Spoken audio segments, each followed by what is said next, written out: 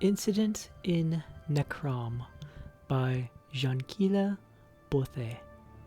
The situation simply is this, said Flaxith, his face as chiseled and resolute as any statue. Everyone knows that the cemetery west of the city is haunted by some malevolent beings and has been for many years now. The people have come to accept it. They bury their dead by daylight and are away before Macer and Secunda have risen and the evil comes forth. The only victims to fall prey to the devils within are the very stupid and the outsiders.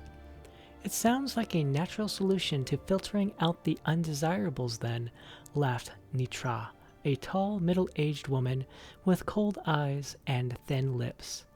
Where's the gold in saving them? From the temple. They're reopening a new monastery near the cemetery, and they need the land cleansed of evil. They're offering a fortune, so I accepted the assignment with the caveat that I could assemble my own team to split the reward. That's why I've sought you each out. From what I've heard, you, Nitra, are the best bladesmen in Morrowind. Nitra smiled her unpleasant best. And you, Osmic, are a renowned burglar, though never once in prison. A bald, pated young man stammered as if to refute the charges before grinning back. I'll get you in where you need to go, but then it's up to you to do what you need to do so. I'm no combator. Anything Nitra and I can't handle, I'm sure Masitha will prove her mettle, Flaxith said, turning to the fourth member of the party. She comes on very good references as a sorceress of great power and skill. Masitha was a picture of innocence, round-faced and wide-eyed. Nitra and Osmic looked at her uncertainly, particularly watching her fearful expressions as Flaxith described the nature of the creatures haunting the cemetery. It was obvious she had never faced any adversary other than man and Mer before. If she survived, they thought to themselves, it would be very surprising.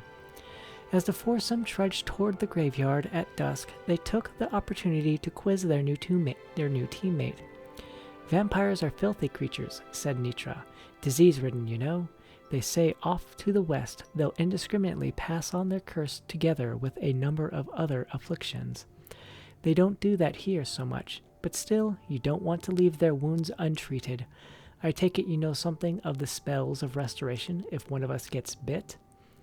I know a little, but I'm no healer, said Masitha meekly. More of a battle mage? Asked Osmic. I can do a little damage if I'm really close, but I'm not very good at that either. I'm more of an illusionist, technically. Nitra and Osmic looked at one another with a naked concern as they reached the gates of the graveyard. There were moving shadows, stray specters among the wreck and ruins, crumbled paths stacked on top of crumbled paths. It wasn't a maze of a place. It could have been any dilapidated graveyard, but even without looking at the tombstones, it did have one very noticeable feature. Filling the horizon was the mausoleum of a minor Cyrodiilic official from the Second Era, slightly exotic but still harmonizing with the Dunmer graves in a complementary style called Decay. It's a surprisingly useful school, whispered Masitha defensively. You see, it's all concerned with Magicka's ability to alter the perception of objects without changing their physical compositions, removing sensual data, for example, to cast darkness or remove sound or smell from the air. It can help by... A red-haired vampire woman leapt out of the shadows in front of them, knocking Flaxith on his back.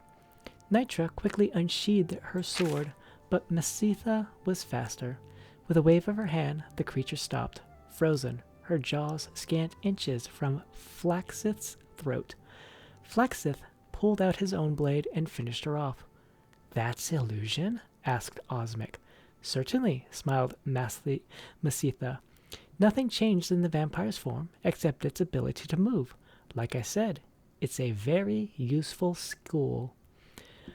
The four climbed up over the paths to the front gateway to the crypt. Osmic snapped the lock and disassembled the poison trap. The sorceress cast a wave of light down the dust-choked corridors, banishing the shadows and drawing the inhabitants out.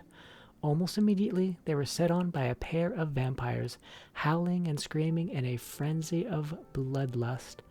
The battle was joined, so no sooner were the first two vampires felled than their reinforcements attacked. They were mighty warriors of uncanny strength and endurance, but Masitha's paralysis spell and the weaponry of Flaxith and Nitra clove through their ranks. Even Osmic aided the battle. "They're crazy," gasped Masitha when the fight finally ended and she could catch her breath. "Quara, the most savage of the vampire bloodlines," said Flaxith. "We have to find and exterminate each and every one." Delving into the crypts, the group hounded out more of the creatures. Though they varied in appearance, each seemed to rely on their strength and claws for attacking, and subtlety did not seem to be the very style of any. When the entire mausoleum had been searched and every creature within destroyed, the four finally made their way to the surface. It was only an hour until sunrise. There was no frenzied scream or howl. Nothing rushed towards them. The final attack, when it happened, was so unlike the others that the questers were taken utterly by surprise. The ancient creature waited until the four were almost out of the cemetery, talking amiably, making plans for spending their shares of the reward. He judged carefully who would be the greatest threat, and launched himself at the sorceress. Had Flaxith not turned his attention back from the gate, she would have been ripped to shreds before she had a chance to scream. The vampire knocked Masitha across a stone, its claws raking across her back, but stopped its assault in order to block a blow from Flaxith's sword. It accomplished this maneuver in its own brutal way by tearing the warrior's arm from its socket. Osmic and Nitra set on it, but they found themselves in a losing battle. Only when Masitha had pulled herself back up from behind the pile of rocks, weak and bleeding, that the fight turned. She cast a magical ball of flame at the creature, which so enraged it that it turned back to her. Nitra saw her opening and took it, beheading the vampire with a stroke of her sword. "So you do know some spells of destruction, like you said," said Nitra. "And a few spells of healing too," she said weakly, "but I can't save Flaxith." The warrior died in the bloody dust before them. The three were quiet as they traveled across the dawn-lit countryside back toward Necrom.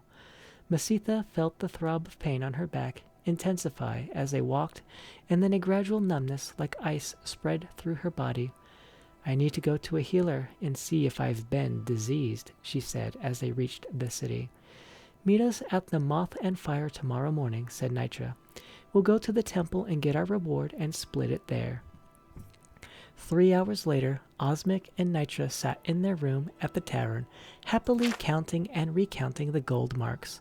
Split 3 ways. It was a very comfortable sum. "What if the healers can't do anything for Masitha?" smiled Osmic dreamily. "Some diseases can be insidious." "Did you hear something in the hall?" asked Nitra quickly, but when she looked, there was no one there. She returned, shutting the door behind her.